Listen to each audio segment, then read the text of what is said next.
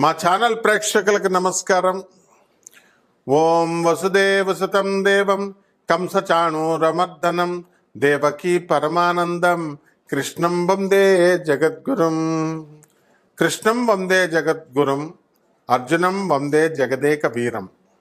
60 సంవత్సరాల వయసు వచ్చేంత వరకు కూడా ద్వాదశ రాసుల్లో ఉన్నటువంటి వాళ్ళందరి జీవితం ఏ విధంగా ఉంటుందో చూద్దాం.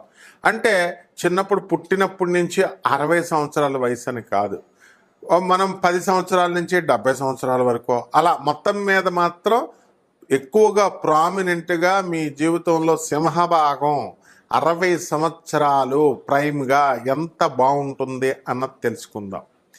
ఈ జాతకంలో మీ క్యారెక్టర్ ఎలాంటిదో చూద్దాం. ఆ తర్వాత మీకు ఏ లక్షణాలు ఇవన్నీ కూడా క్యారెక్టర్లోకి వస్తాయి.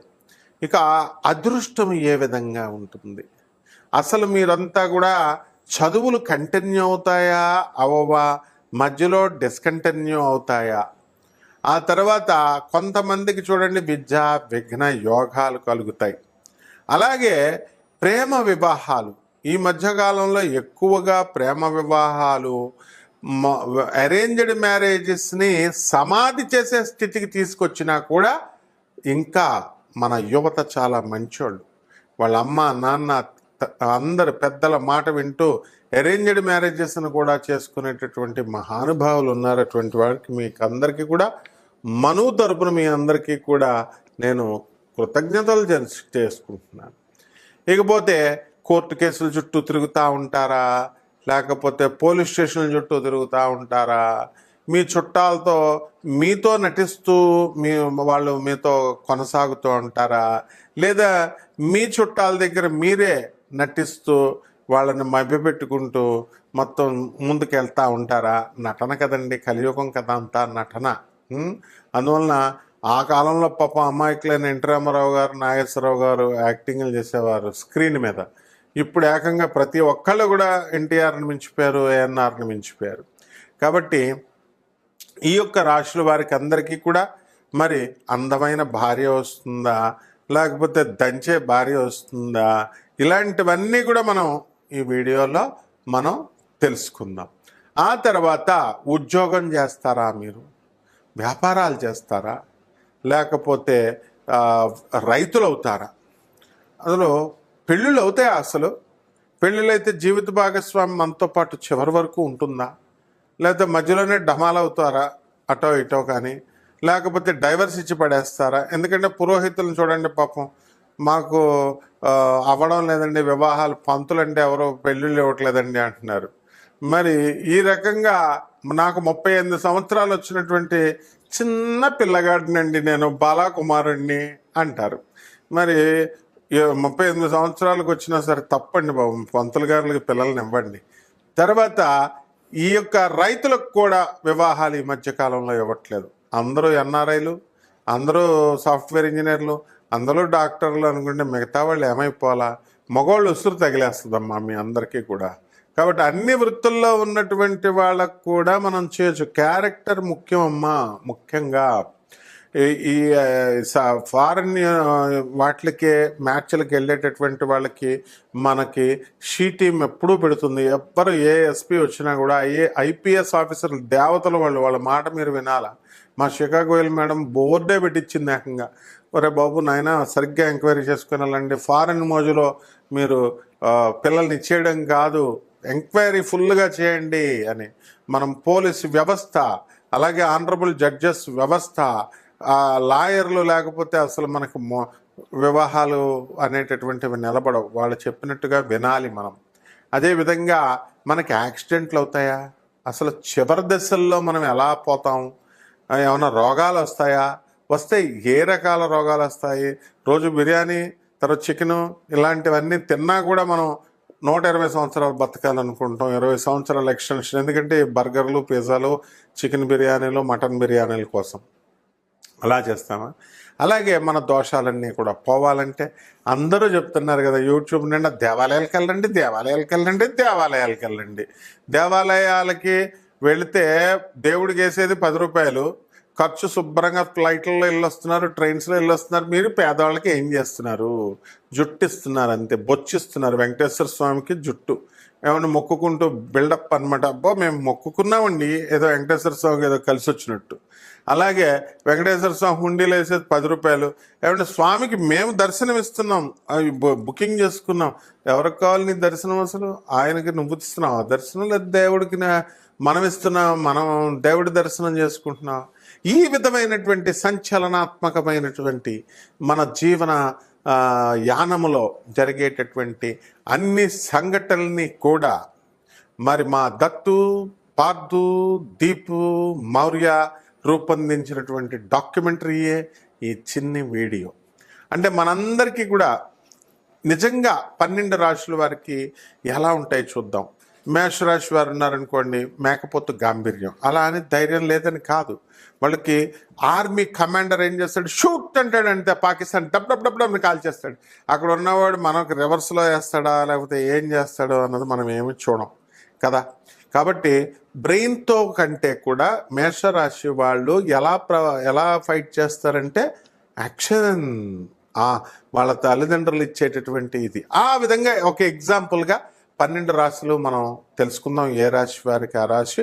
కీప్ వాచింగ్ మా వీడియోస్ని చూస్తూ ఉండండి, షేర్ చేయండి, లైక్ చేయండి, అండ్ మీరు కామెంట్స్ కూడా చేసుకోవచ్చు. కామెంట్స్ ఆఫ్ అయినా ఏం పర్లేదు బ్రదర్, ఎందుకంటే మీకు భయపడి యూట్యూబ్ వాడు పెట్టే మీ ఎంత అభిమానులు అంటే మాకు ఒకే రోజున 1000 కామెంట్లు పెట్టారు. మీ అందరికీ నమస్కారం నాయన.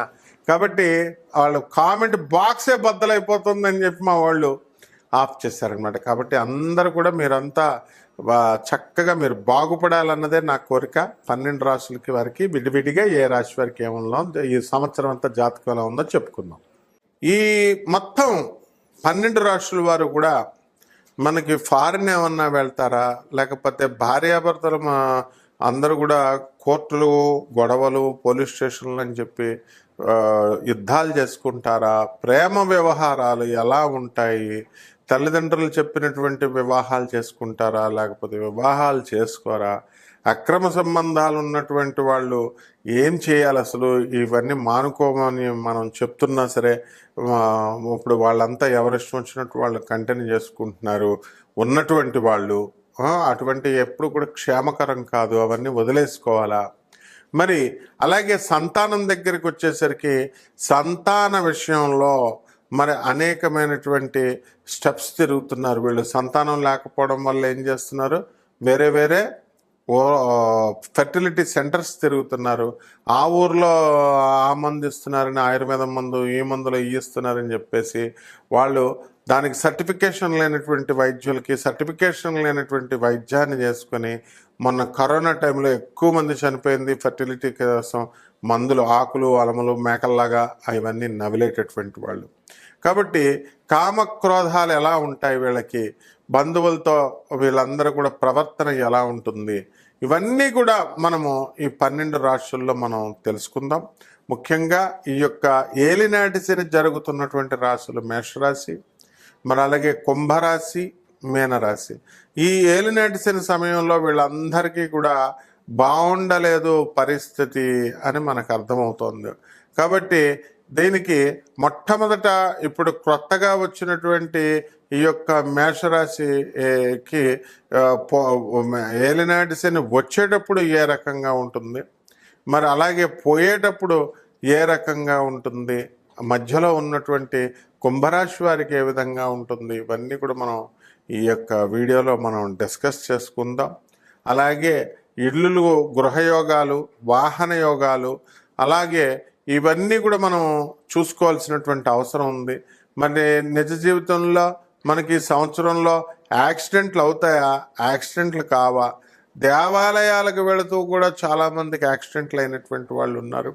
అలాగే హనీమూన్లకు తీసుకెళ్ళి భర్తలను చంపేసినటువంటి ఇన్సిడెంట్లు మనం చూస్తున్నాము. అసలు అంతా భయంగా ఉంటుందన్నమాట. ఇలాంటి సంఘటనలు ఎందువలన వాళ్ళంతా కూడా జరిగాయి. ఇక విమానాల ప్రయాణాలు తెగ చేస్తూ ఉంటారు బిల్డప్ ఇవ్వడం కోసం. ట్రైన్లు పనికిరానట్టు, ఏదో బస్సులు పనికిరానట్టు ఏరోప్లేన్స్. మరి మొన్న ఏరోప్లేన్ క్రాష్ ఎందుకు జరిగింది? అసలు ఈ కుజ కేతువులు ఇద్దరు కూడా ఈ విమాన ప్రయాణాలకి కారకులు అవుతున్నారా? అలాగే ఇక ఇతర రాశుల వాళ్ళకి కూడా మనకి వాహన ప్రయాణాల్లో మనకేమైనా సరే ప్రమాదాలను సృష్టించబోతున్నారా? అదేవిధంగా ఈ యొక్క వాహనాల విషయంలో కొత్త కొత్త వాహనాలు మనం కొంటూ ఉంటాం. ఆ వాహనాలు కొన్న ఎంతవరకు ఎవరికి పడతాయి, ఏ రంగులకు పడతాయి? అలాగే వివాహం కానిటువంటి పెళ్లి కాని ప్రసాదులు చాలామంది ఉన్నారు. అటువంటి వాళ్ళకి వివాహాలు అవుతాయా, అసలు అవ్వవా? మరి పెళ్లి కుమార్తెలంతా కూడా గురుమౌఢాలు, ఇలాంటి శుక్రమౌఢాలు ఇవన్నీ కూడా ఉన్నాయి. వీటిల్లో ఈ రాశుల వారికి వివాహాలు అయితే ఎప్పుడు అవుతాయి? ప్రేమ వ్యవహారాల పట్ల యువత ఒకానొక దశలో 20 సంవత్సరాల క్రితం తిరిగింది. దానికి సాచురేషన్ స్టేషన్ తీసుకొచ్చేసారు. ఇప్పుడు ప్రేమ వివాహాలు కూడా పోయినాయి, లివింగ్ ఇన్ రిలేషన్స్ వచ్చేసినాయి. ఏమనంటే సుప్రీంకోర్టు తీర్పిచ్చింది అంటున్నారు. కొంతమంది యువత అయితే హోమోసెక్షువల్స్ అని స్టార్ట్ చేశారు. కొంతమంది ఈ అఘోరి మొన్న మధ్య వచ్చింది వర్షిణి అనే అమ్మాయిలు పెళ్లి చేసుకోవడం మొదలెట్టారు. ఆ విధంగా ట్రాన్స్జెండర్ల అమ్మాయిలను పెళ్లి చేసుకోవడం మొదలుపెట్టారు. ఆ తర్వాత ఈ యొక్క మనకి ఈ వివాహ వ్యవస్థలో ఇప్పుడు అసలు నేను పెళ్లి చేసుకోకుండా బ్యాచులరే ముద్దు, సోలోనే ముద్దు అంటూ సినిమాలు చూసి ప్రభావితం అయ్యేటటువంటి యువత ఈ 12 రాశుల్లో ఈ సంవత్సరంలో చేసేటటువంటి పనులు ఏమిటి? కూలంకుషంగా మనం ఒక్కొక్క రాశికి విడిగా మనం తెలుసుకుందాం. కుంభరాశి వారికి అందరికీ కూడా 3 సార్లు ఏలినాటి శనిలో జరుగుతూ ఉంటుంది. హ్యాపీగా బతుకుతారు. కుంభరాశి వాళ్ళు చాలా మంది దాన ధర్మాలు చేసుకునేటటువంటి వాళ్ళు ఉన్నారు. మహాపురుషులు ఉన్నారు. రోజుకి శివుడికి అభిషేకం చేస్తూ రోజు దాన ధర్మాలు చేసేటటువంటి మహాపురుషులు ఉన్నారు. అటువంటి వాళ్ళందరికీ కూడా వాళ్ళ ఆయుర్దాయం దినదినాభివృద్ధి చెందుతూ ఉంటుంది. గురువుల ఆశీర్వాదం వస్తూ ఉంటుంది అన్నమాట. అయితే చంచలమైనటువంటి స్వభావం వీళ్ళకి ఉండకూడదు. కుంభరాశి వాళ్ళకి ఏలినాటి శని సమయంలో చాలా మైండ్ అంతా మెంటల్ అయిపోతారనమాట. ఈ కుంభరాశి వాళ్ళు చిన్నతనంలో చాలామంది చాలా రకాల కష్టాలు అనుభవిస్తారు.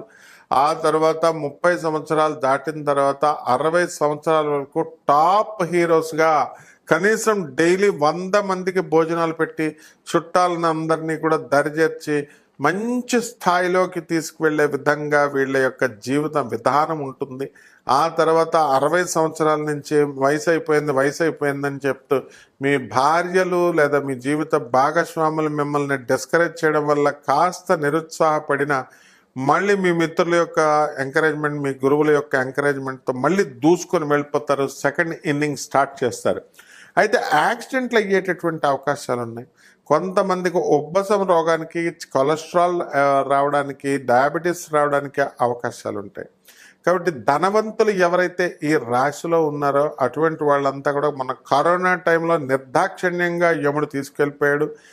మరి అటువంటి టైంలో ఇలాంటి వ్యాధులు ఎక్కువగా రావడానికి అవకాశాలు ఉన్నాయి. కాబట్టి ధనవంతులు మీరు ఏం చేయాలంటే ఎట్టి పరిస్థితుల్లో దీన్ని తప్పించుకునే మార్గం చెప్తున్నాం. జగద్గురువుని మీకు పరిచయం చేస్తున్నాం.